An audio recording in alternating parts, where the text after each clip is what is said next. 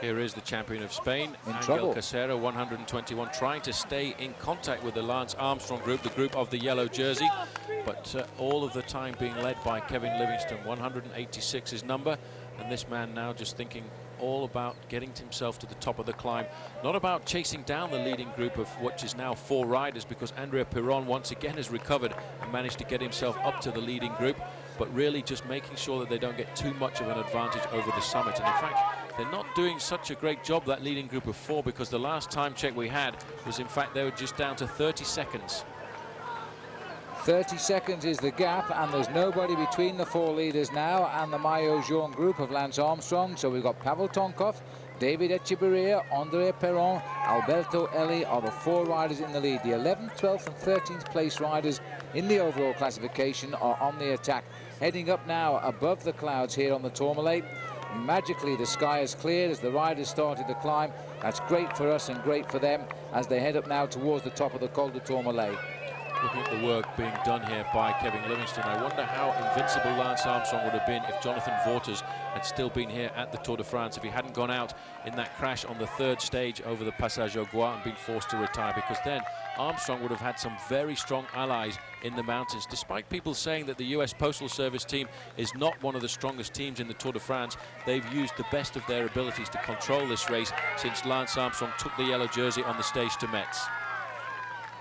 Well, Tonkov has done all of the work on the Col du Tourmalet today. He launched the attack, they joined him, he set all of the pace, not worried about anybody coming. He's been on his own with just Echeverria, then in a group of 7, now it's a group of 4, and he continues to set the pace.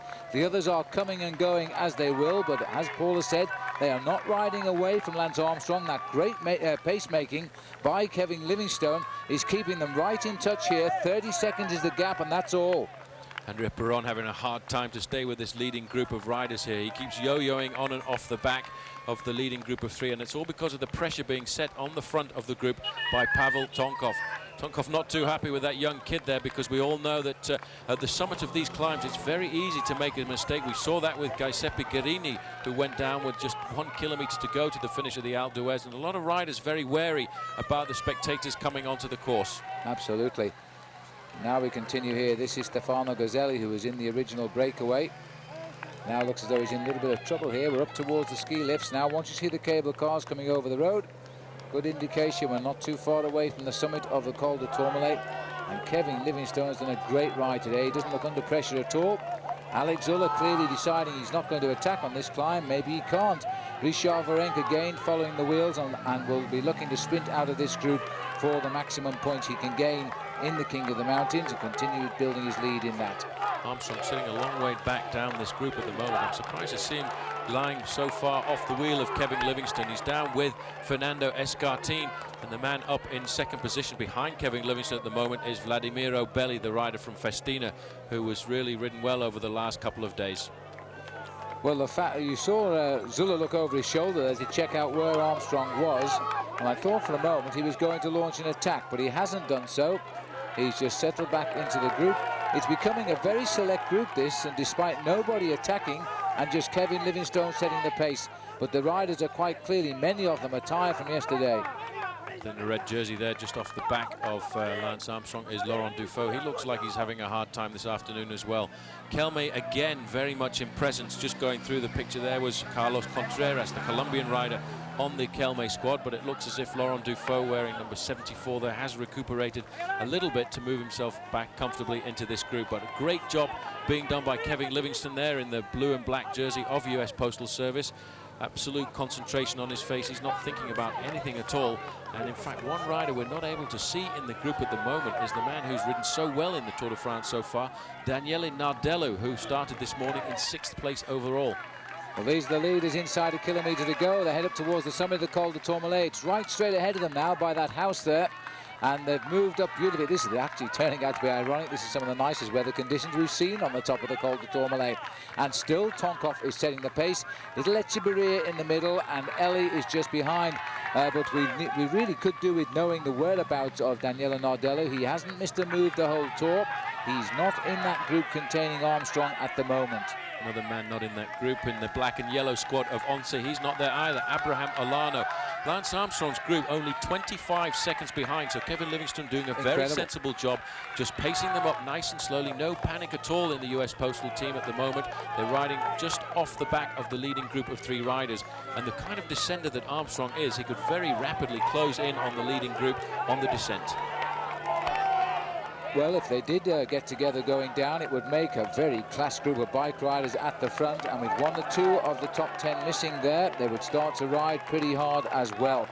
Livingstone trying to put his team leader into that front group at the moment and doing a very good job.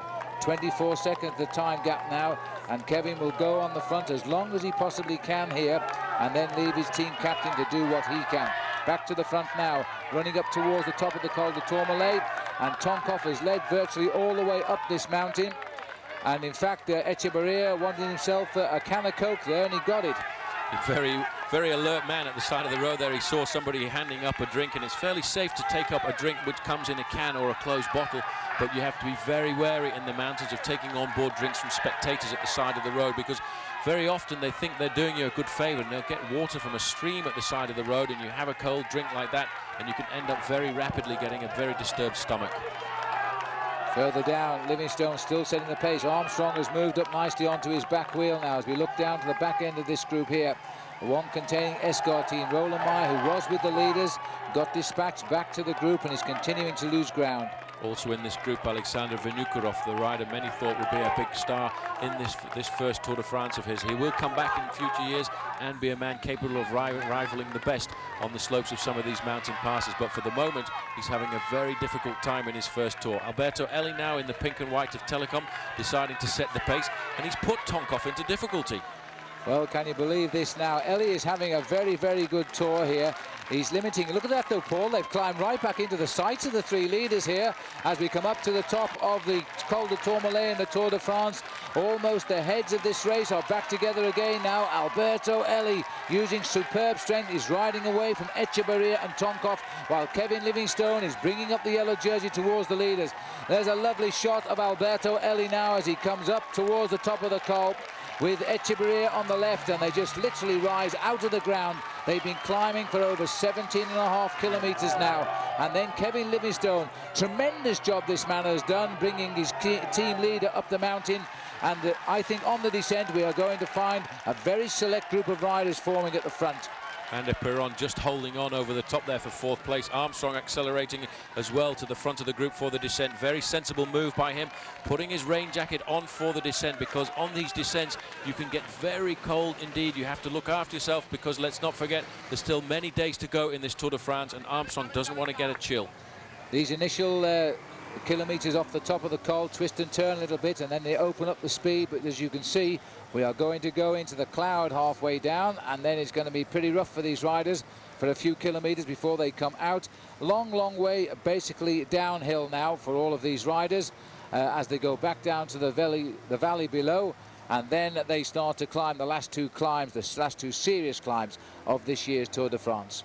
Well, that was a good move there, a good acceleration going over the top. This is what the rest of the group look like. We're looking for a black and yellow jersey of Abraham Olano for the moment. It's difficult to spot. There is Udo Bolz, the German champion, a great lieutenant himself for Jan Ullrich, who's not riding the Tour de France this year. And moving up as well is Stefan Erlo, the man who is hoping to climb himself back up into the overall standings and become the best placed Frenchman. He had a very hard time yesterday, losing more than 13 minutes on the stage. Well, not too bad. 121 down on the leaders, Paul. They could all come together again before we got the Col de Soulor here. Here we go now, and we've descended now. I didn't quite catch it. 1 kilometer down, I think we've done so far. As we go back up to the leader here, I think Tonkov is the leader. Our motorbike will point it out in a minute, or we're still carrying on. It could be 3rd man on the road here. In the front of the race at the moment, it's Alberto Elli who accelerated over the top of the climb. In front of Tonkov is also David Echevarria, who's taking a big risk on the descent. But Tonkov not descending very well at all. He's really scared going into these corners. He doesn't look relaxed at all as he goes around there. He would normally get around that corner a lot faster than Tonkov is going, and I think Tonkov is actually going to wait for the group behind and leave the 2 men in front to stay out a bit longer.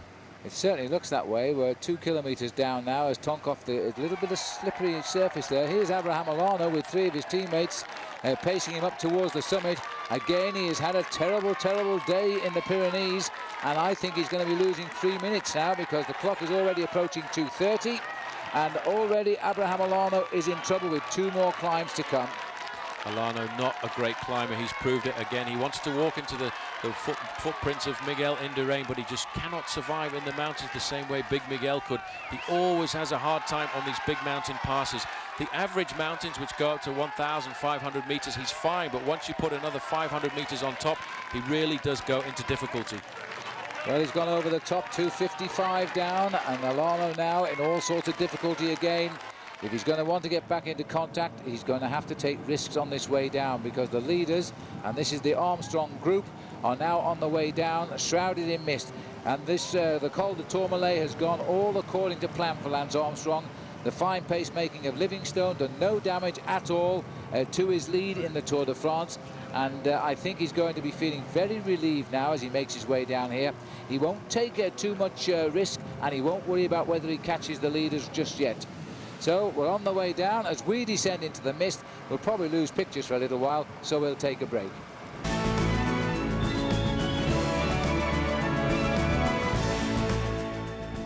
Welcome back. The Tour de France is the biggest annual sporting event in the world, but unlike the Olympic Games or the Football World Cup, it goes to a different venue every day.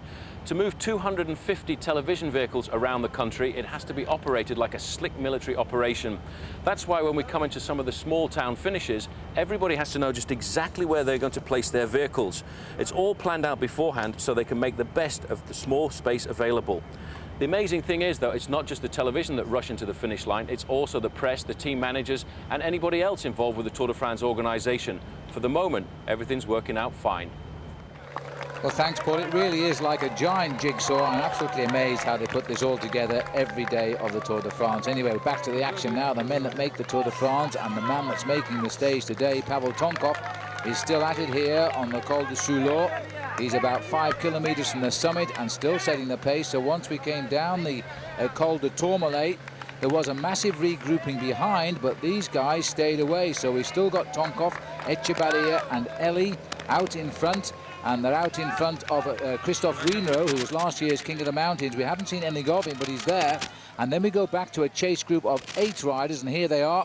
Roland Meyer is the rider in second position. The others are Marcos Serrano, Alexander Vinokourov, Carlos Contreras, Jose Luis Arrieta, Francois Simon, the champion of France, Francisco Garcia, and Hernan Buenohora.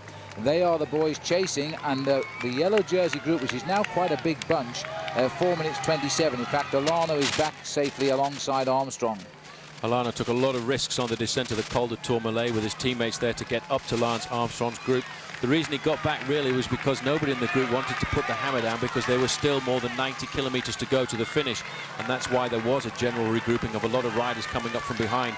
But that did again turn the tables towards Lance Armstrong's advantage, because several of his teammates managed to get back into the group as well, and he's now well supported by his US Postal Service team.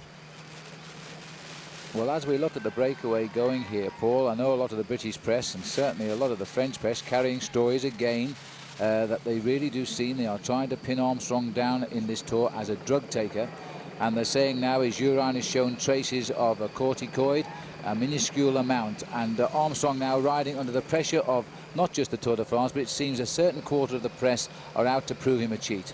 It seems almost a case of persecution as far as I can see, because it is only a certain portion of the press. I actually cruised around the press room last night, and it's definitely kind of a 60-40 feeling that Armstrong is riding the Tour de France clean. The other 40%, majority of them coming from the French press, in fact, who are starting to circulate rumours and finding certain amounts of details about the results of controls, which are in theory supposed to be absolutely secret, unless of course a rider turns a positive result in, and nobody has turned a positive result in. And the traces of cortisone, which are alleged to have been found in Lance Armstrong's urine, is very, very small indeed. He actually called me on the phone this morning, Phil, and told me that his result was 1,000 times less than anybody else. But it did say, and I don't know how the story has started, because if the guy hasn't given a positive test, then nothing should be said. But they are saying that his urine showed a quantity of 0.2. And the French are saying, yes, but he said he's taken nothing. Now the test are saying he's taken something, so we're saying he's a liar. Well, I think the problem is there's a slight interpretational problem between the English and French language. Armstrong himself is trying to talk French at any of the press conferences he gives, and when somebody says to you, are you taking a drug, you initially think, well, am I taking it orally or am I having an injection? And he would reply to that, no, he's not, because that is exactly the way he feels. But in fact, he did also tell me that he had been given a cream because he had a problem with a saddle boil, and that cream did contain a certain amount of cortisone. Now, the small level that has been revealed in his urine would indicate to me that that's probably where that trace came from. And not been taken, but in fact been rubbed on and absorbed by the system. He did, in fact, as well. One other point that he made to me, Phil, was in fact when he went to the medical control on that day, he actually gave a letter from his doctor saying, we have used a cream containing cortisone. So I really am not sure why there is this sense of persecution around Lance Armstrong, and it really does seem to be coming more from the French press than anywhere else. All right, and let me remind you that before you are testing positive for a corticoid steroid, then the reading has to be a full 6 points, and we're talking here of 0.2. So it does sound at the moment like a case of sour grapes, but the story will run for a while yet, I'm sure of that.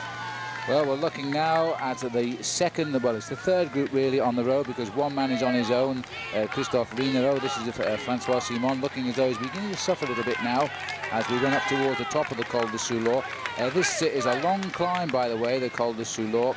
Some 19 kilometers it is to the summit, and the riders are, well, the ones that have taken the bull by the horns today, Elie, Tonkov and Echevarria, nobody has really worked hard to chase them down. Armstrong continues to watch the senior riders in the Tour de France. If they don't move, I don't think Lance Armstrong will today. He's not too worried about the men up the road, Alberto Elie, Pavel Tonkov and David Echevarria. In fact, Tonkov the closest place to him, 19 minutes behind. Armstrong's really more worried about attacks if they were to come from Alex Zuller and also from Fernando Escartin. That's why, once again, he's played a very good tactical move in letting some of the lesser riders, men who are further down the overall standings, get clear on the stage.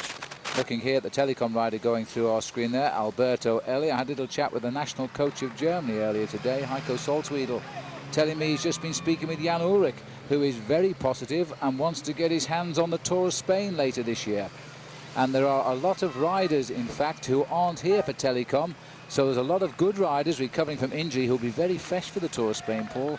People like Bjorn Ries and Jens Hettner, etc. And Bobby Julich. Bobby Julich went out of the Tour de France in that crash on stage 9 in the time trial around Metz, and talking to his team manager, Alain Bondu, who's a very good friend of mine, he said that Bobby Julich, in fact, has already taken a few pedal strokes of training to get himself back onto the bike, and now has flown across to the United States with his wife to start training again in earnest. And his major objective for the end of the season now is going to be the Tour of Spain, followed up very smartly after that by the World Championships.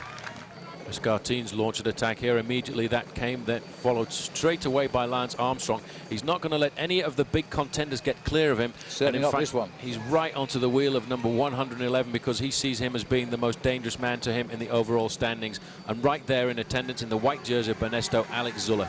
Well, this is a serious attack now because we're going on the penultimate climb of the day. Escartin couldn't leave it any longer, and he's launched the attack. Armstrong straight onto him, and he's going to sit there in his slipstream if he can and see what becomes of that. Alex Zuller realised it. One or two others trying to scurry across from the group as well. Trying to get across there. The polka dot jersey of Richard Virenque was just a little off the back, caught out by that surprise attack there from Fernando Escartin. But you can see now the major panic at the front of this group where Lance Armstrong was. Coming across there, it was difficult to make clear who that other rider was coming across, but in fact Armstrong in second position behind Escartin, looking pretty comfortable. Escartin couldn't leave this any longer. He had to go now as we climb the Col du Tourmalet, because the Col du Tourmalet really is a stepping stone, and a stone is the word here, to the Pyrenees, on to the Col d'Aubisque. As these four riders have settled down and lifted it up a notch now, Escartin stays out of the saddle there, and Armstrong easing himself out of the saddle as well there as he hangs on to Escartin. The other man who's come on is the Festina rider Vladimir Belli, who has joined Alex Zuller, the rider in white. Vladimir Belli, you can see him now wearing number 141 at the back in the blue and yellow strip of Festina. A good response by him to get across to that attack, because in fact it's very difficult on a climb like this when a man like Fernando Escartin attacks to actually bridge the gap. But he was waiting for it, and he's got across, caught in no man's land at the moment is Richard Virenque, surprised by the severity of the attack of Fernando Escartin, but he's around about 15 seconds behind the group of Lance Armstrong. And another man trying to get himself into the race. This is number 88, Gert Verheyen, a surprise move by him. Well, very surprised move. We thought it might have been Kurt van der Wouwer, but it looks like it is Verheyen who's gone clear. We'll see more about that in a moment. Belly lying 9th overall in the Tour, and he's hanging on to the top 3 riders in this year's race now. Taking it from the front there, 2nd place Escartin, 1st place Armstrong, 3rd place Zuller. And Richard Virenque 2nd in line here, and Casero and Comesso, the 2 champions behind him. They have yet to go forward, and again it is Stefan Guber of the Polti team setting the pace from the pack. But once again the heads of state have come out to fight here now, and indeed Escartin knows he's got to get rid of Lance Armstrong today, because after that it's advantage Armstrong to Paris. He's had to try. This is the stage where he really had to go for it, and what he's done is put everybody in the Tour de France on alert. He wasn't able to get rid of the man he really needed to get rid of to confirm his 2nd place in the overall standings, and that's Alex Zuller. Zuller responded magnificently there and got across to the attack of Fernando Escartin. In the group that's caught in the middle at the moment, in fact, the French national champion Francois Simon has been dropped from that group, so he too will be very shortly picked up by the front of the main group. This is the attack of Escartin. All the US postal riders on the front, and he caught them immediately by surprise. But look at the response of Armstrong there. He's watching. As soon as he saw the green and white jersey of the Kelme rider come, he was straight out of the saddle. And Alex Zuller, he's always there. Well, this is a great Tour, because when you get the leaders launch attacks like this, then you have a good Tour de France. And Escartin is determined to try and close down that gap on Armstrong by tonight. He's got to go here, he's got to get away here, he's got to go clear on the next climb, and then he's got to hang on for a long ride down to Pau. Armstrong knows that too. Well, Armstrong will be very happy to stay in this group at the moment, but he won't want to work too much, because he'll find himself in a situation of being isolated once again from his teammates. He'll be happy to be with these 2 guys, because they're his closest challengers in 2nd and 3rd place in the overall standings, and he won't work with them until they get over the summit of the climb. No, they've got to lose him now. It's his job just to stay and watch. They're saying the group Armstrong is 30 seconds. Well, that's ahead of the field they have just left behind. It's still quite a long way up to the riders in the lead. Last time gap we got about 3 minutes back, and then nearly 4 minutes here. That looks like Rinero, who was out front on his own, is coming back to the chase group of 8, which we think is only 7 now, because, oh, what's happened here? And I've no idea what Christophe Reno was doing there, but he seemed to spot somebody he was not too happy with. That was a very strange move to make on the slopes of a col, the Col du Tourmalet here. That person obviously giving some verbal abuse at the side of the road, and I can see that that's a very dangerous move he made there, and he wasn't too happy with that spectator at the side of the road, and he continued to gesticulate as he picks up pace to stay with the group. Well, last year's King of the Mountains may have got an earful of something you didn't like to hear there, but anyway, we will not be a party to that, I don't think. But he's back in that group now. Vinokourov is the rider to our right, and number 125, the Vitilico rider here, who is Garcia, Francisco Garcia. And it looks like they've got themselves a little bit of acceleration at the front there. 1 kilometre for the 3 leaders, the men who don't know the dramas unfolding behind them today. They've been setting the pace since the Col du Tourmalet, and Tonkov doing most of the lion's share of pacemaking as well. And so inside 1 kilometre now. The order over the top of the Tourmalet was Alberto Elli, Tonkov and Echeverria, followed by Andrea Perron. Escartin and Armstrong were over the top of the Tourmalet in 5th and 6th place. But then they allowed the leaders to run away again on what was a tricky descent in damp conditions. No point in taking risks, so they've stayed away for at least the top of this climb. It's an amazing ride by Pavel Tonkov after the performance yesterday, when he got absolutely blown away. He was so aggressive on the early slopes, trying to go with all of the moves, trying to in fact stir up a lot of the action himself, but he wasn't able to continue through to the end, and he lost 11.25 minutes before the end of the stage, and dropping very quickly away in the overall rankings. In fact, down to 12th place at the start of this morning, a long way behind his own teammate Daniele Nardella, who for the moment has managed to come back to the group of what was Lance Armstrong's group at the bottom of this climb, but I wonder where he is now. Well, he's probably somewhere in this group here, Paul, actually, because there he is, in fact, the white jersey, about 1, 2, 3, 4, 5th in line in this group, being led at the moment by Richard Virenque, and 40 seconds now. They've been dropped by Lance Armstrong for 40 seconds. It's almost 4 minutes, though, up to the 3 leaders, who are not far off for crossing the summit. Here they are. And still Alberto Eli building himself a little bit of progress in the King of the Mountains over these 2 days. He's not going to endanger Richard Veron, but even so, he's moving himself up that classification. Tonkov and little David Echeverria turning out to be quite an outstanding little rider here. Good all-rounder. Echeverria has always promised to be an excellent stage race rider. He was the winner of the Tour de l'Avenir, which is regarded as a pointer to future performances in the Tour de France. He's won a stage so far here at this year's Tour de France, but today confirming that he is the kind of rider capable of winning sprints and also managing to get over the big mountain passes. We climb once again into the clouds here at the top of the Col du Tourmalet, and a very tricky, dangerous descent, not a long one off the top of this summit then, but once they do get down, they have to climb all the way back up again to the Col de l'Aubisque. Now, are they going to allow Tonkov the honours this time, or what is a massive crowd here on top of the Col du Tourmalet? Because he's done most of the work to keep them clear, but it looks to me as though Alberto Eli is sharpening his legs there for the sprint over the top. Just look at that crowd right over into the cloud line here. They'll plunge away from the Tourmalet, but not very far before they start the climb of the Col d'Aubisque. We're at 1,474 metres here. A very short descent and straight onto the Col d'Aubisque, which takes them up 300 metres higher at 1,700 plus. Echeverria gives us a nice look in the camera. He won't see anybody coming up behind him. They're well clear at the moment. This could go down as the long escape that actually might work out at the finish. Well, it's a pity they've got into the clouds, because there's a magnificent descent off the Col du Tourmalet before you actually get to the Aubisque, with some huge drops down into the valley below. They won't get a chance to see that. The Lotto rider has been confirmed as being Gert Verheyen. He's being picked up by the rest of the group there, but you can see as we go over the top, no sprint this time. It goes to Tonkov ahead of Eli, and in third place, very happy to be there, David Echeverria of the Once squad. Yes, and indeed, he would only hope that it had been his teammate who was there, Abraham Alano, but it isn't. It is the man who may one day be leading the Once team with a look at winning the Tour de France. Roland Meyer has been very aggressive these last few days, trying to get himself into a situation where he really has a chance of doing something for Cofidis. They've tried since the loss of Bobby Julich to go into the breakaways to try and win a stage of this Tour de France, but up until now they have not been successful.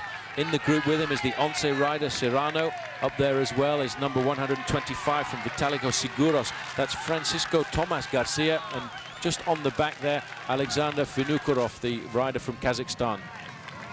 Well, Francois Simon now back here with the yellow jersey group. We can tell Lance what it's like up front now, because he's come back. But the pressure, I think, is going to be applied again, continually, in fact, by Fernando Escartin, as they start now to put the screws down there. And my goodness me, I think Simon will get passed backwards down to the next group. And then, well, as I speak, he's already losing ground. Didn't have much breath to talk to Lance Armstrong as he went by there. Armstrong's group being led all of the time up this climb by Fernando Escartin. Escartin, the Spanish rider who won the stage yesterday, trying to put Armstrong and Alex Zuller into difficulty, but for the moment that isn't happening. And we're almost over the summit now of the Col du Tourmalet, and I don't see really anybody putting Armstrong into difficulty up to the top of the final climb of the day, the Col de l'Aubisque. Well, great crowd. We felt the crowds were down a little bit in the mountains this year for whatever the reason, but here they're not. This is a lovely crowd on top of the Tourmalet, heading on to the Aubisque very shortly.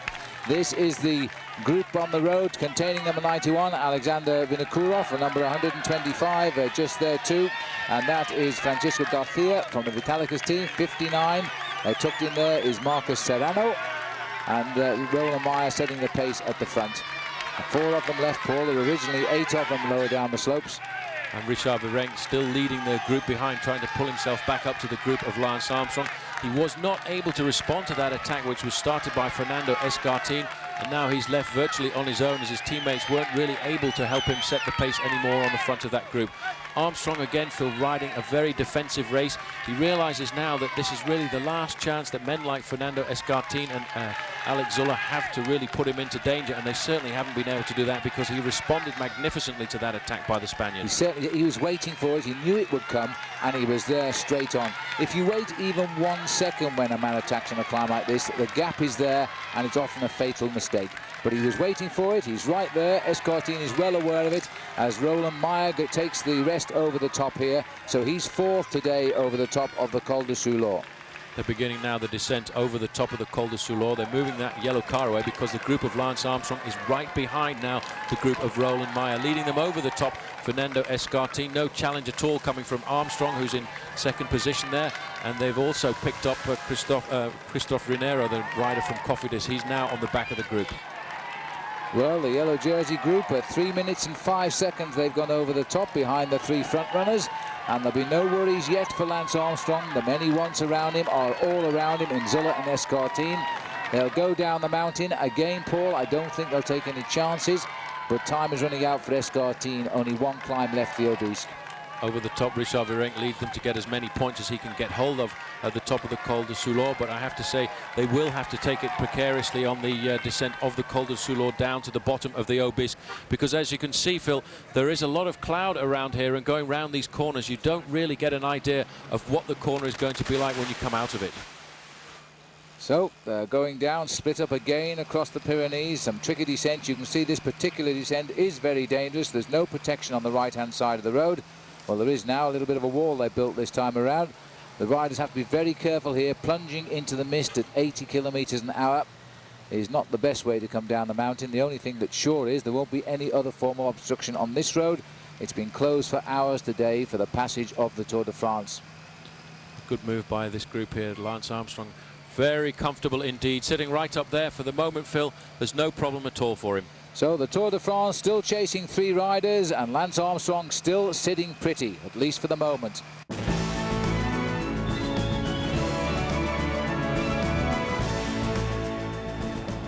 Welcome back. There are almost 2,000 journalists follow the Tour de France every day from television, newspapers and the radio. But this is the press centre where the members of the written press congregate every evening, almost 1,000 of them. They tap out their stories and send them to all corners of the globe. The incredible thing about the Tour de France, though, is this press centre goes forward every day to a different venue. And the great thing about it is these guys have a different story to write about as the race unfolds. Well, a busy press room indeed. I used to get down there in the old days, but now the Tour is so busy, I get strapped to the commentary position and I see the racing on television as you do. And what a good race it is again today. And I think, Paul, at the moment, going safely the way of Lance Armstrong. Escartin, yes, we expected him to, and he did attack on the Soulor, but now on the much shorter Col d'Aubisque, it's only a 7-kilometer climb, although it goes higher, he still can't get rid of Lance. Well, Escartin has tried, and once again he's got a very faithful teammate in him. The man on the front here is Carlos Contreras, the Colombian rider, but you can see the weather conditions here on the Obisque now are really abysmal. You can't see the valley below, and this is a very difficult climb, and we're trying to still put Lance Armstrong into difficulty. A lot of Spanish riders up there. Alex Zuller is there as well, so second and third in the overall standings are in this group. Well, this is where Stephen Roche began his big campaign when he won a stage up here, and that was in dense fog as well, going back about 15 years now. These are the three riders who are actually setting the pace and have been all day long since they attacked. And at the front, Alberto Eli has been a real sensation this last few days in the Tour de France. Pavel Tonkov, well, he surprises us because he had a terrible day yesterday and became an immediate non-favourite to win the Tour. Now he's gone out to try and get the stage win. And little Echeverria, well, what can you say about him? He's got one stage win under his belt already. The group behind, though, with Lance Armstrong now has picked up most of those riders who were caught in between earlier on, and Roland Meyer and Christophe Rinero from Cofidis are in this group, but they're actually eating very rapidly into the advance that those three leaders have, and it's now come down from what was 3 minutes 55 seconds not too long ago to 2.5 minutes. So it wouldn't surprise us then, Paul, once we get to the top of the Obisque, a big serious chase back could see Armstrong in the leading group, and then what will we expect? Well, if it does come down to a sprint finish at the end of a group of 30 or 40 riders, Lance Armstrong must feel pretty confident about that. I'd like to see, in fact, if Daniel Nardalo did manage to recuperate, because earlier on he was in a group further down the climb, and he's probably in this group now with the Italian champion Salvatore Commesso, and in fact the group Richard Virenque is apparently 1.5 minutes behind the group of Armstrong. Well, I don't see a lot of point in chasing Lance now, because 1, 2, 3 overall in the Tour de France are ahead, and they're going to have the battle together. There's the fourth man overall in the red jersey, Laurent Dufaux, and he is losing ground now, and well, it's going to become a very definite three-horse race if this continues. Well, I'm surprised to see Laurent Dufaux missing out, because he rode so well yesterday on the first Pyrenean stage that he looked as if he was going to be an excellent performer and would keep very high up in the overall rankings. But that surprise by Fernando Escartin, like the one yesterday, was a very vicious attack, and only the top men in this race could respond. And it's interesting, isn't it, to see the champion of Italy here, Salvatore Commesso, sitting so near the front of a bunch. when they're climbing what is the last big climb of this year's Tour de France. Let's go back up to the two boys from Kelme here, having to work very hard, but Armstrong has all of the answers. They're not attacking him, Paul, they're just trying to keep the pace high, and if they do that, he's going to follow. Well, Escartine very happy about the makeup of this group. He's got with him in the group Alex Zuller, but he's also put into difficulty people who are further behind him in the overall standings. And those people missing from the group, in fact, of fourth place, Laurent Dufaux, Richard Virenque is not here. Daniel Nardella, who's sixth overall, is not in this group either. So what he's trying to do is consolidate his position in the top three of the overall rankings. And that's why he's got his team on the front, giving it as much hammer as they can. And now we've gone to the front here as we're climbing steadily, and now we've gone to the chase group. I think actually they're telling us a time gap of 2 minutes 26 seconds now between the Armstrong group and the leading three. So they are closing in, and if this tempo is kept up by the two Kelme riders, they might well pull back those three leaders, Eli Tonkov and Echeverria, because it's obviously hurting these two boys who are now saying goodbye to the front. Rinero, last year's King of the Mountains, is just in front of Francois Simon. And you've got to hand it to Francois, because he does take a packet in these climbs and he keeps forcing himself back into the groups. He's not a big climber, but he's always been in the right place. He's been going in the breakaways before the start of the climb and just surviving and getting picked up each time by a group coming from behind, and then getting dropped off and then pulling himself back into the race. Well, Lance Armstrong, I wonder if he's thinking, this is the last big climb of the Tour de France. If I can just make the top, I'll have just 60 kilometres to go to the finish, and a lot of that is downhill. And then as far as his tour is concerned, it's all good news to Paris, because once we get to the time trial, he's won the two already we've had. One would presume advantage will go back to him. Well, the last time trial in the Tour de France is always a very strange one. Let's not forget Lance Armstrong, in fact, has been under a lot of pressure these last few days, physically and mentally. And when it does go through to the final time trial, he may not be completely dedicated to try and winning the stage. Well, if he goes into that time trial with a lead over Alex Zuller of some 7 minutes, well, he's never going to lose that in a time trial of 50+ kilometres, and he knows that because he's a very good rider, even if he's tired over that sort of distance. So it'll be a lovely feeling. I think tonight Lance Armstrong will feel a very relieved man, because all of the mountains will be behind him, and he's been magnificent in both the Alps and the Pyrenees. But this rider here has been a man for the Pyrenees. But right now he doesn't know what to do about Armstrong, who just sits there, doesn't look distressed at all. Zuller the same, to the right in the white. But the fact that Alex hasn't attacked gives me the impression he's surrendered. Well, he said yesterday he didn't feel as if he was in his greatest day, and he will have had a psychological blow from being dropped on several occasions by Lance Armstrong in that Pyrenean stage. Today, he is riding on the defensive, and Armstrong really just has to ride on the defensive, because if he can keep his margins over the top of this final big climb of the Tour de France, the Col de l'Aubisque, then he's really just going to have to rely on his team for the next couple of days to keep the race together and keep a very close eye on Escartine and Zuller. Well, the Aubisque is the second highest climb of the day after the Tourmalet at 1,709 metres. When we get down to Pau, the finishing line is situated at a mere 210 metres. So apart from a little hiccup down the way, it's all downhill to the finish. And Escartine not climbing with the same power now. Escartine might not be climbing with the same power, but he's blown a lot of riders off his back wheel. He really has done. There's Armstrong moving up into second position there, and in fact Alex Zuller very comfortably sitting in third. This again is the big riders of the Tour de France. These are the guys we've seen so much of over the last few days, and these are the men who for the moment are hoping they're climbing themselves up into a very confident place in the top three. 2 minutes 17 seconds the gap now, so they are closing in very rapidly. As we look here at Lance Armstrong then, as he climbs up the mountain, he's a man who must be finding a lot of things going through his mind at the moment, because a story running in the Le Monde newspaper has intimated that he is taking drugs on the Tour de France.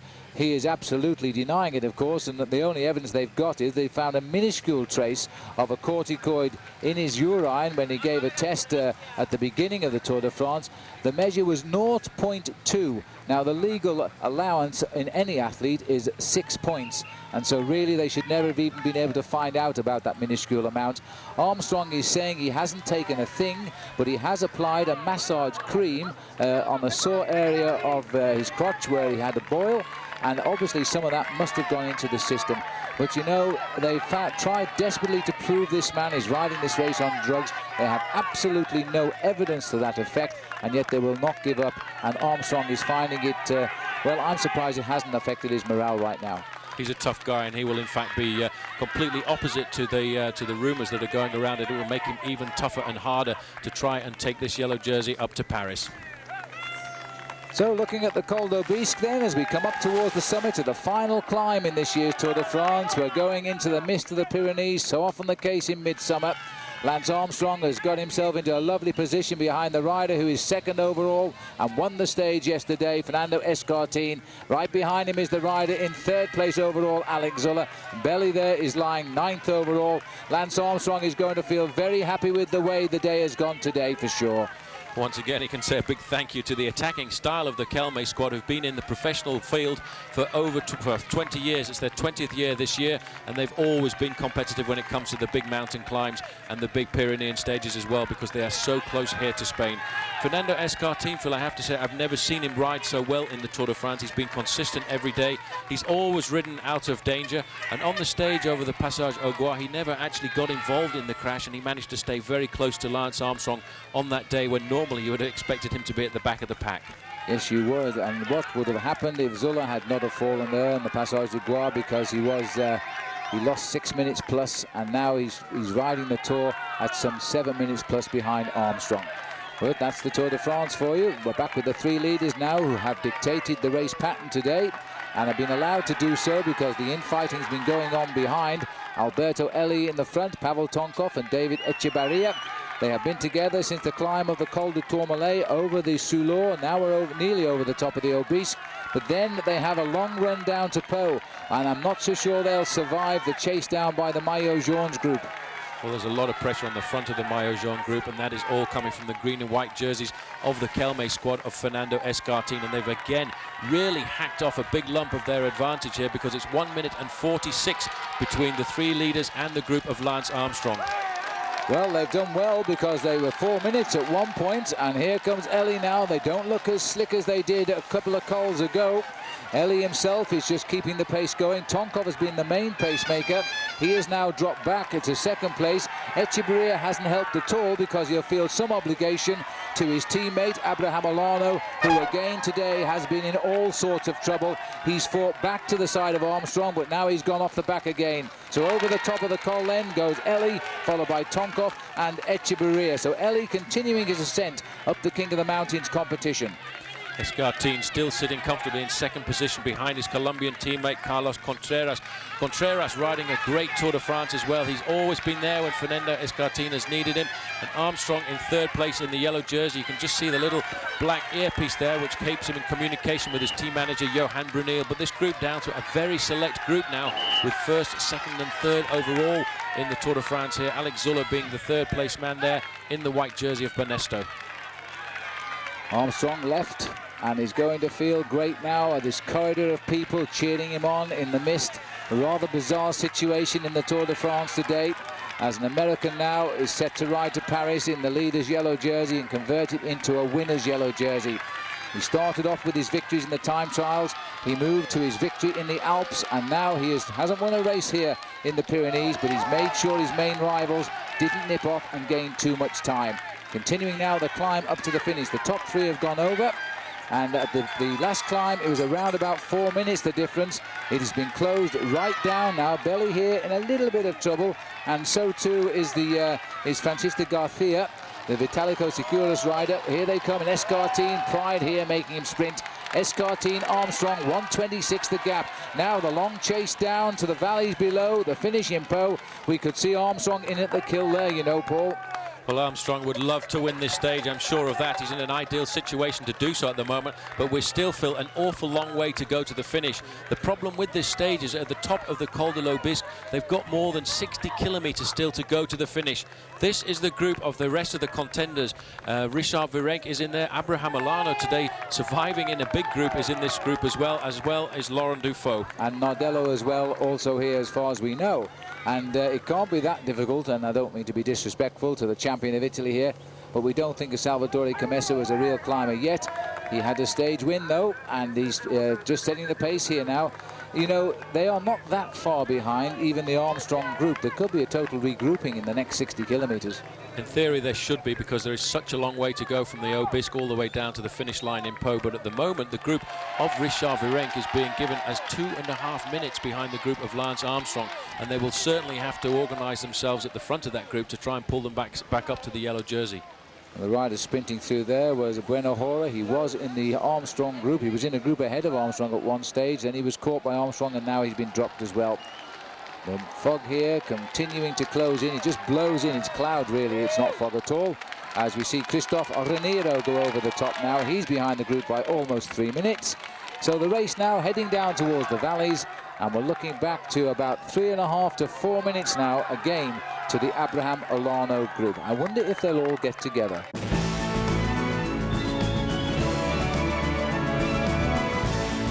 Welcome back. You know, Pau is behind only Bordeaux and Paris in terms of the number of tour visits it's had. The race having first come here in 1930 and 54 times since, including today. The one year that stands out in the memory, though, is 1995, and I'm sure it'll be on the minds of 3 riders in particular today, because Lance Armstrong, Frankie Andreu and Andrea Perron were all teammates of Motorola's Fabio Casartelli, who I'm sure you'll remember died after a crash on the Col du Porte d'Aspet that year. The following day, when the race came to Pau, those 3 riders and the rest of his teammates led the whole of the peloton across the line in tribute to Casartelli, and that's the only time in 54 stage visits here there's been no winner declared. By the way, although it's the first time he's actually competed in the race for 3 years, Lance Armstrong did make a special trip out here last year when the race went over the Col du Porte d'Aspet and all the riders stopped to pay tribute at the Casartelli Memorial. It's the first time he'll have crossed the finish line in Pau since 1995, though, so I'm sure it'll be an emotional day for him, and even more so perhaps for Andrea Perron, who was Casartelli's best friend and roommate on the Motorola team. Well, thanks, Gary, and let's hope, and I'm sure it will be a happy occasion today, the arrival here in Pau, because Lance Armstrong, on that occasion, now it could be a happy one because he's in the leading group. He's just come up with the others. There are 12 riders in the front now, and Armstrong is helping to drive this group because they are scurrying away from the rest of the field. Almost 3 minutes back to the other riders now.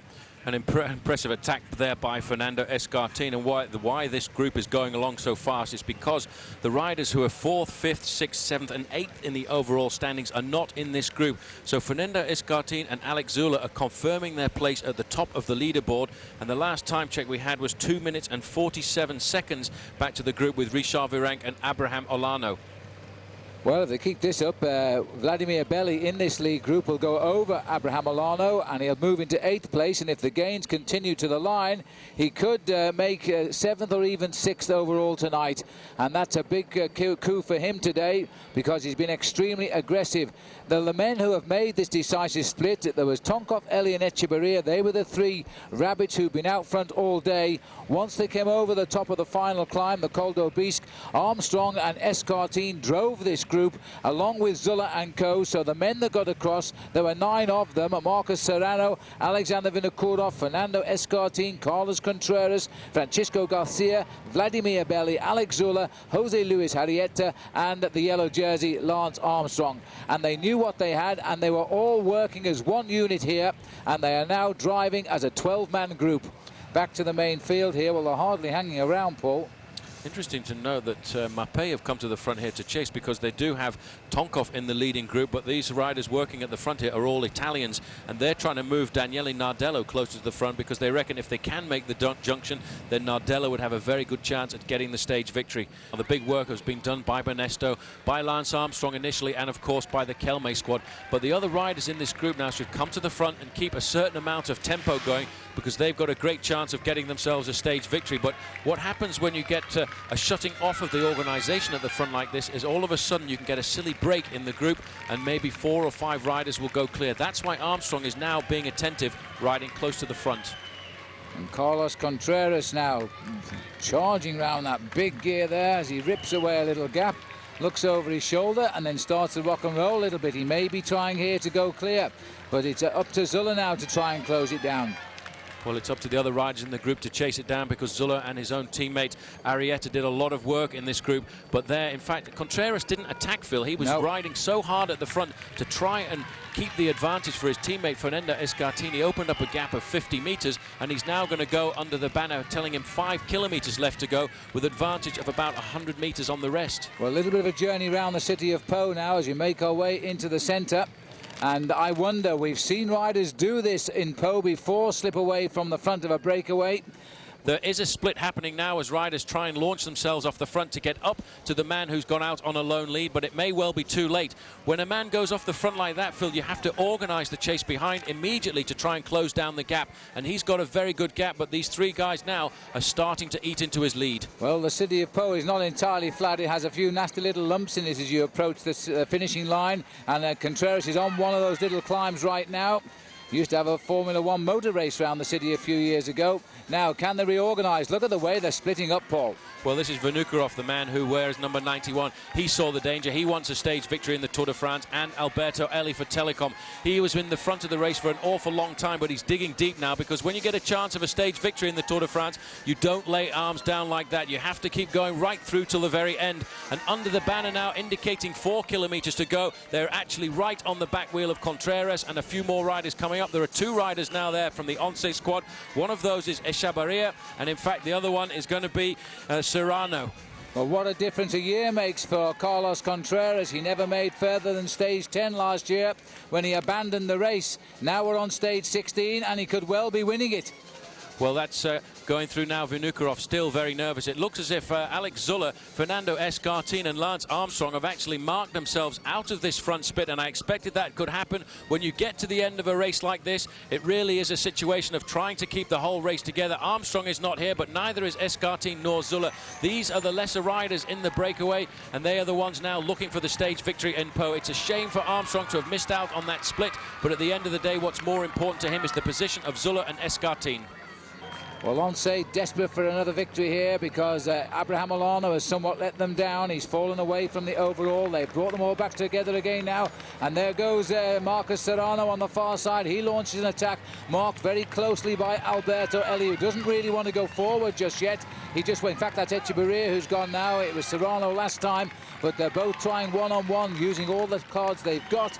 But Eli is waiting as long as he can, and he really didn't want to be in the front right now. Vinokurov, watch out for him, though. He's behind Eli. Now Echavarria has dropped himself back into the last position on this group to keep a good eye on where everybody else is. Good place to start from a sprint from as well, Paul, isn't it? The 2 Once boys are sitting at the back there, to the left and to the right. They're both pretty fast finishers. Alberto Eli, though, is watching the leader again. And Echevarria is the first man at the moment, followed by Eli. Then comes Vinokurov. Behind him is Carlos Contreras. I don't think he's a very good sprinter, but you never know at this stage of the race who is a good sprinter.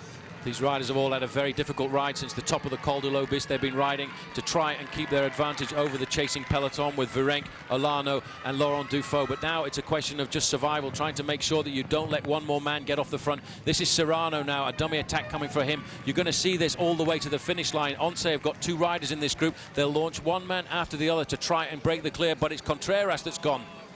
So on the far right of our course here, in fact, it's Arrieta who's gone, and he's tied from the inside. Well, Benesto are desperate for a win as well. Arrieta's gone, but being marked here by Vinokurov, who comes across and waits. It's all too early, they feel. At 1 kilometre to go, we're nearly in the finishing square.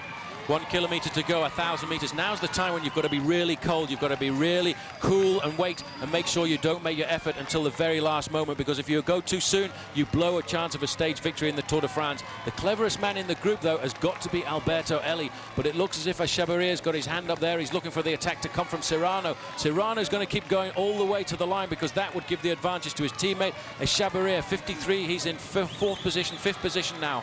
Echavarria is the rider on the left of our screen here. He's a very good sprinter. We're into the narrow road now. They will pretty shortly see the finish. We've got Marcus Serrano on the front now. Eli, who has worked so hard for victory, and he hasn't come his way yet. He's sitting there in second wheel now. Carlos Contreras to the left, Vinokurov to the right. Arrieta is at the back now, and trying to get through is the man with no hat on, and that is the little David Echevarria. And in fact, Serrano looking where he is. He looked the wrong way, because Echevarria, now he's seen him. Now he wants to lead him out, but it looks as though he's gone on the left of our picture. Eli's got his wheel, and now can Eli come round him here, because Echevarria grits his teeth. This could be win number 2 for the little Spaniard. He was uphill last time. It's on the flat this time, but Eli is coming at him, but there's a second kick there. He gets it on the line. David Echevarria gets win number 2. These are the riders who are winning the Tour de France coming in now. 1st, 2nd and 3rd overall. Lance Armstrong, he says goodbye to the Pyrenees with his 2 most dangerous rivals with him, as Pavel Tonkov that goes over the line at the head. Well, it was Belly actually who picked Tonkov, but at the other three riders at the back of that group were third, second and first overall in the Tour, and that's the way it will stay tonight. But first, the stage result with David Echeverria getting his second win and getting it this time ahead of the Colombian Carlos Contreras and Alberto Eli. The main group containing Laurent Dufaux, Abraham Olano and Daniel Nardello, they came in 2 minutes 13 seconds later, and this is where they finished. Nardello 20th, Olano 25th and Dufaux 26th. Chris Boardman lost 26 minutes today, but he did finish. He finished in 77th position. Lance Armstrong in yellow again tonight, having come out of the mountains now with his gains largely intact, but also with other things on his mind. Following new allegations in the French press yesterday, they have accused him once more of taking drugs. Here's his answer tonight as he talks to Paul Sherwin. A lot of rumour and innuendo surrounding your performances here at the Tour de France. Can you tell us just exactly where this latest rumours come from? Yeah, it's a good question of where it came from, because normally these things should sort of remain within the sport. It turns out I was using some cream for what we call a saddle sore, and it was something that we all use. I mean, a cortisone cream that you use for a crash or for a boil or any sort of skin infection, and the traces were so small. I mean, they were ridiculous, but yet the French press declared me positive and said that and basically called me a doper. Do you feel it's some kind of persecution against you? I don't think so. I think it's partly against me, but I think it's more against the sport. I think 1,500 journalists here at the Tour de France this year, and a good bit of them are have never been here before, and they're just here for a dirty story. They're here for a drug story, and if Lance Armstrong uses a cream for a saddle sore, and that's a drug story, then so be it. But it's not a doping story. Well, Lance Armstrong forced once again to defend himself there, which is becoming a depressingly familiar sight on this tour. But tonight, he has some very high-level help, because the UCI, the world governing body of cycling, have just released this press communique. It goes against all their commitment to medical secrecy, they say, but they want to do it to clarify this situation and stop it getting further out of hand. They confirm basically what you've heard Lance just tell Paul Sherwin, that the rider used an ointment, and they give the brand name, and that he also offered them a medical prescription before his test. They say that Lance Armstrong was tested twice, once on the 3rd of July with no traces of corticosteroid found, then again on the 4th of July when there were minute traces, and to quote them, the result of these tests on these two dates unquestionably demonstrates that there was no systematic use of the drug. So that should clear things up, at least until the next rumour starts. Thanks, Gary, and thanks, Paul, and let's hope the matter ends there. Well, here's the overall situation tonight. Armstrong leading Fernando Escartin by 6¼ minutes, Alex Zula by 7:28. The time gaps are large ones now. And with the high mountains behind us for this year, Richard Virenque has done enough now to win the King of the Mountains title for a 5th time. He's one short of the record. Eric Zabel still on course 2 to win the green jersey for a 4th successive year. He is still pulling away from Stuart O'Grady. But I think all of the riders smiling now as they leave the Pyrenees behind them. No more mountains to climb in this year's Tour de France, as the race now heads up the west coast of France, bound for Bordeaux. 141 riders still in, and the distance 200 kilometres.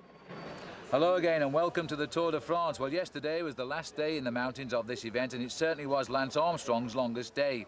He spent 5 hours on the bike, and then for 2 hours after that he tried to convince the media of this race that he really is riding it without chemical assistance. The team also asked the UCI, the world body, the International Cycling Union, if they would also release the confidential information on the drug tests he's given so far. Here's an extract from that statement.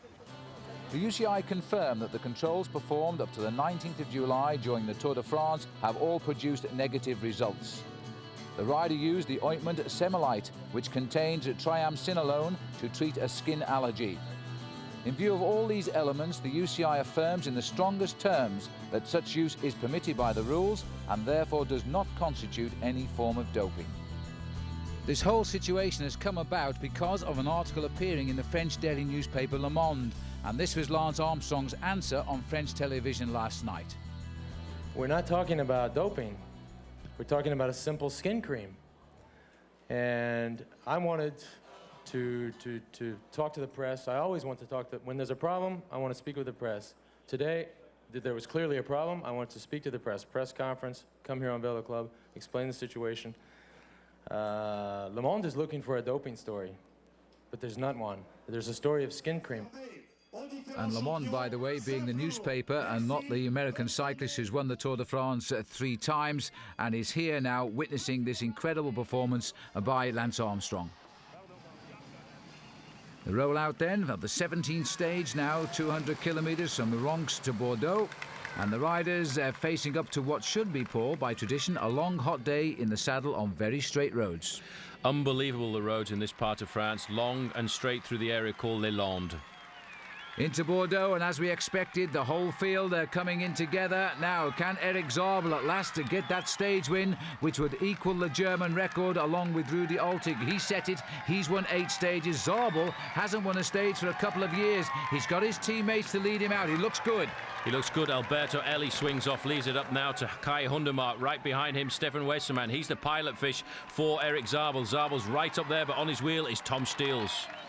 Well, Steele's obviously the danger man, sitting in the slipstream there of Zabel. Stuart O'Grady is not to be seen here at the moment now. The last lead-out man, as always, is young Stefan Weissermann here. His first Tour de France. He's not that young, by the way, but he's now very, very strong. Steele's, though, is dangerous, just on the wheel of Zabel now. A little bit of hesitation, but Zabel is going now. George Hincapie is trying to get in. So, too, is Robbie McEwen. McEwen goes right, but Steele's comes through the middle and makes it look easy. Tom Steels has refound his sprinting legs straight out of the Pyrenees. The face there, Paul, of Zabel. Zabel just looked across. He knew he was beaten. As soon as he saw the white jersey of Tom Steels coming by, he knew he had nothing left to respond. Steels is certainly the fastest sprinter in the Tour over the last 50 metres. So Steels has a personal tally of 1-3 and disqualified in 1 now after winning 4 stages last year. Look at this, though. He makes it look so easy. He is so much quicker than anybody else in this Tour once he reads the sprint just right. And here is poor Stuart O'Grady. In fact, he had a crash just in the last kilometre, a little bit of a contretemps with other riders, including Robbie McEwen, and he was dumped on the ground, and as a result, he's lost all hope now of that green jersey because he got no points today. Zabel in 3rd place, George Hincapie taking 4th, and the other sprinter Martinelli just behind. So the sprinters' stage is over at Bordeaux. The riders now looking to the 18th stage here as they go up to nearby Jonzac to the ride to Futuroscope, which is the scene of the next time trial and the last time trial of the Tour. Riders rolling away, and it's a flat road all of the way here of 184.5 kilometres. And again, it should be a day for the sprinters because they need to keep themselves together. But what happened again, Phil, was the big break got clear, and running into the finish, 13 men were at the head of their race. And out front they've been for the most part of the day. They got away at 25 kilometres, and now it's all down to which one of them can win the sprint here. Nobody again, Paul, is endangering the race leader overall. But this man, in the last kilometre, Gianpaolo Mondini, has got away. He surprised them all again. The thing is, there were 5 French riders in that group and 4 Italians. But the strange thing is, once an Italian gets clear, they do not chase him down. They leave it up to the other nationalities. And again, the French still chasing a stage victory, and they can't pull back Jean-Paul Mondini, who so far this year has got 1 win to his credit, a stage in the Tour of Japan. And don't forget, he wasn't coming here until about 48 hours before the race began because the team wasn't one of the original selections. They were first reserve. Now he's going to go home with a stage win in the Tour de France because I don't think they're going to come back to him now. He's sprinting home to the area where the big showdown will come tomorrow in the time trial. Gianpaolo Mondini of the Cantina Tollo team is coming home and looking very, very good indeed. It's been an opportunist breakaway, and they should never have let it happen. They should never let it happen. The teams of the sprinters should have controlled it. They tried to over the first 30 or 40 kilometres, keeping the pace high, but this man timed it to perfection. He's cheated all of the French riders again. 5 Frenchmen in that group. Jean-Cyril Robin, the white jersey, trying to come up to the line, but once again it's going to go over the border, this time to Italy, Jean-Paul Mondini. And Robin, in disgust, waves his right arm because again the French have failed to win a stage, and he's got second, and I've lost count of the second places they have had. But you know, they are set to have the worst tour since 1926, and they're running out of chances. There's only 2 stages left to win. But this rider won't care because he has got his stage victory in the Tour de France, the biggest stage victory of any race he's ever had. And there are 120 riders in this sprint here now, which is for 14th place, and it looks as though Robbie McEwen is going to get the better this time of Zabel, and O'Grady was just in there off to the right as well. So he loses even more points now to Eric Zabel. There's the result of the stage. Mondini ahead of Robin Vinokourov. Piccoli again there snatching 4th place. Overall, Lance Armstrong keeps his lead, and the names behind him are just the same as they were at the start of the day. Well, we're looking down on the theme park now of Futuroscope. In fact, this will be the scene of the big depart of the Tour de France next year. This is where it all starts from, but right now Lance Armstrong is looking where he's going to finish the 86th edition right here. He's won both time trials so far, Paul, and he's looking now to join some big names if he can make this 3. A very difficult time trial, 57 kilometres. All the big names been out and looked at the course this morning, and Armstrong, last man to start. Last man to start. He won the prologue at Le Puy de Fou. Then he regained the yellow jersey at the time trial at Metz. For nearly 2 weeks, he has successfully defended that with a great team around him. Now, can he even increase his lead, or can he at least win the race? The most important thing for Armstrong is to get round and not lose too much time to keep himself at the top of the leaderboard. The big battle really is for 2nd and 3rd place. The battle has been between Fernando Escartin, who's currently in 2nd, and Alex Zuller, the Swiss rider, who is currently in 3rd. And it's that fight that is really going to decide who gets onto the highest step of the podium alongside Lance Armstrong.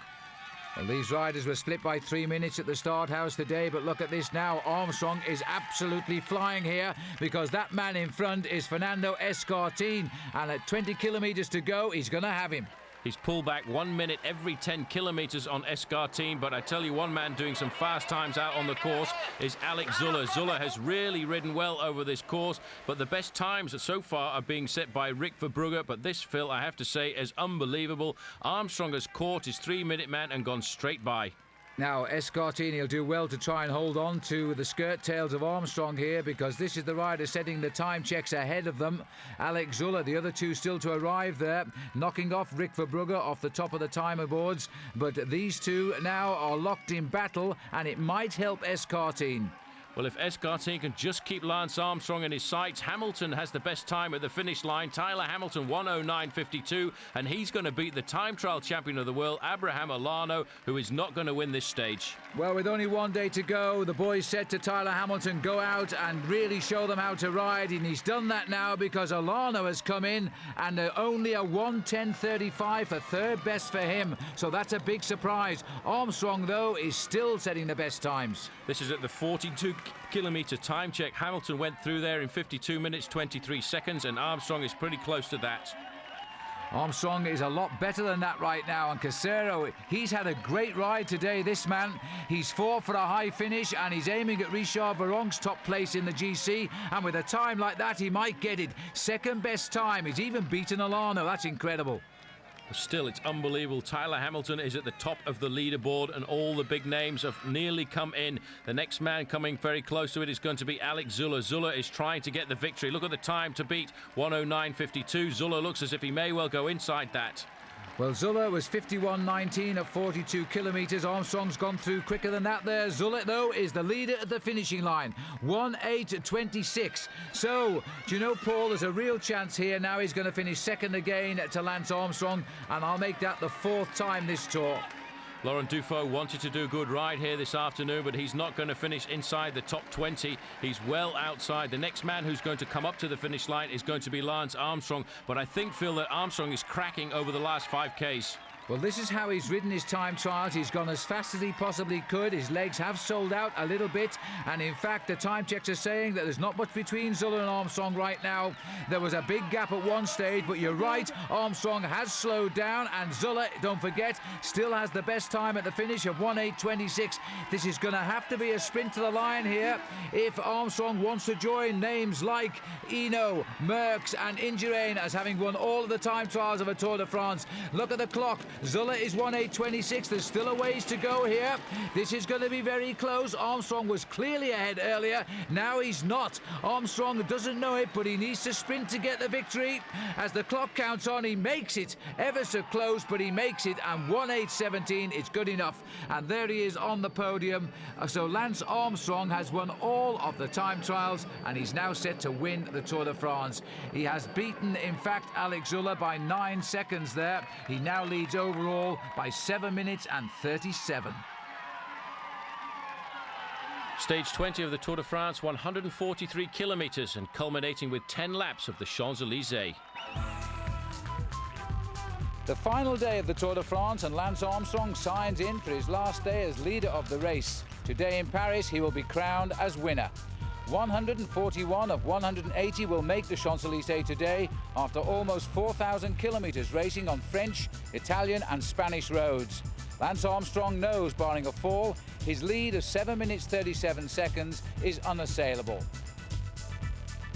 And it really is a most beautiful day here in Paris for the arrival of the race. But before we see the riders come onto the Champs-Élysées, let's go to Gary Imlach, who will now look back at a remarkable 3 weeks for Lance Armstrong.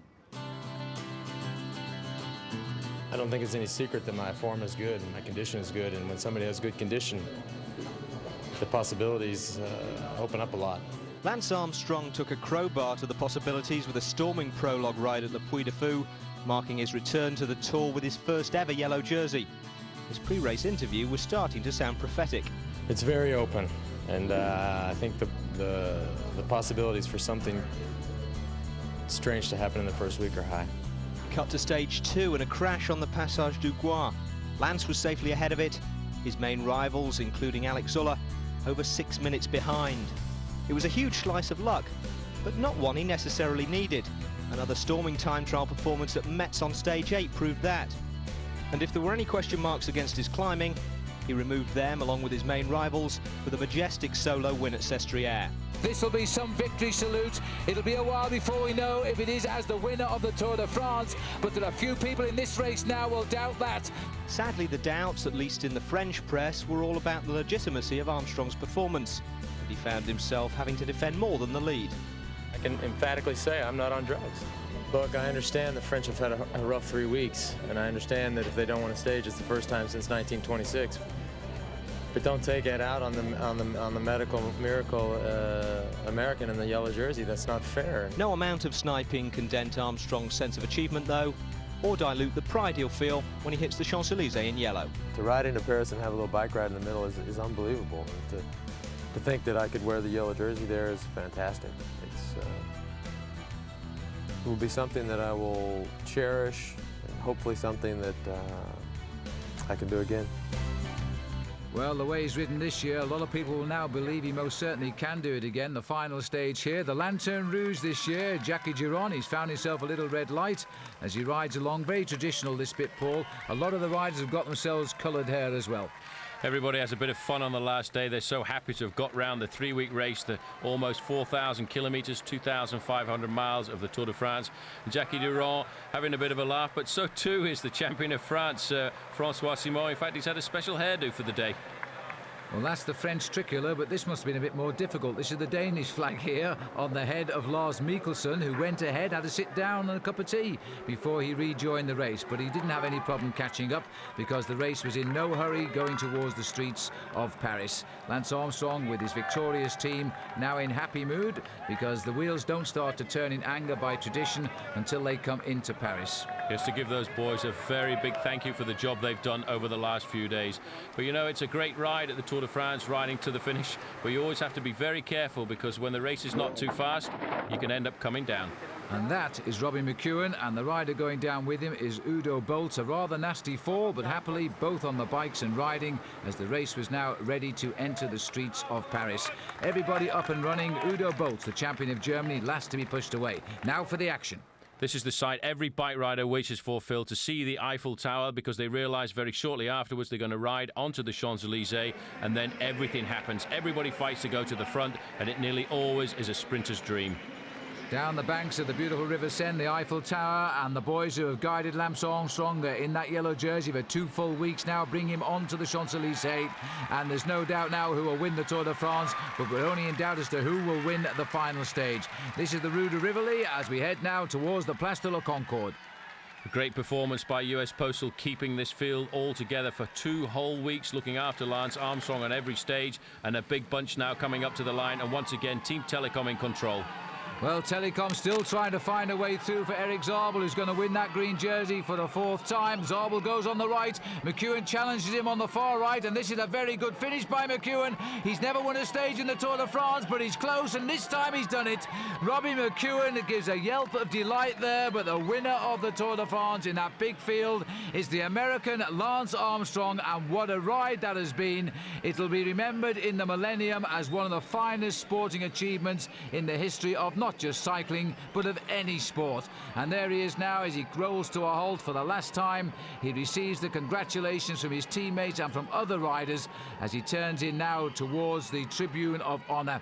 Let's have a look at that sprint again, though, as Robbie McEwen on the far right finally got the finish he has always promised to do in his Tours de France, and that is get a stage win. He now becomes only the 4th Australian rider ever to win a stage of the Tour de France. Happy days for the man from Brisbane in Queensland as he salutes the crowd here on the Champs-Élysées and takes the winner's award. This is one he really wanted. What a turnaround for his season, and the tears are about to fall, I think. And Robbie McEwen winning ahead of Eric Zabel. He was injured at the start of the year in Pyrenees, and he's now obviously back in good condition. Stuart O'Grady, another Australian there, getting 4th place, and Tom Steele's out of it. Didn't got it all wrong, finishing 8th.